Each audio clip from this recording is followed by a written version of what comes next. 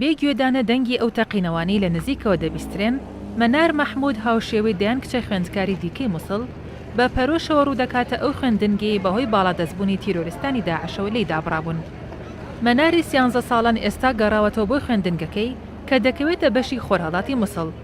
بەڵام هێشتا شەڕی سەخت لە چەند ناوچەیەکی ئەو بەڕووباری دیجلە بەردەوامە و ناو بەناو دەنگی تەقینەوە و بردومانی فرۆکە جەنگیەکانی هاوپەیمانان بۆ سەر پێگەکانی داعش دەبیسرێت.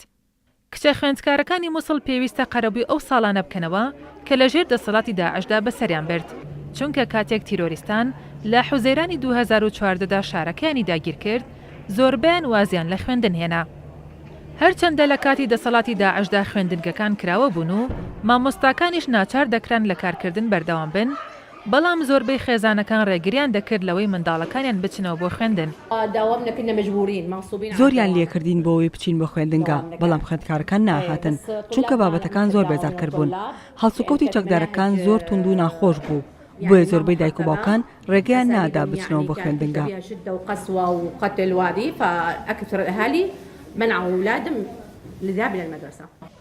ئەو مامۆستایە بەهۆی دڵنیانەبوون لە داهاتووی شارەکەی داوای کرد تەنها وێنەیەکی وەستای بڵاو بکرێتەوە، بەڵام بۆ مەرجەی دەموچاویشی دەرنەکەوێت.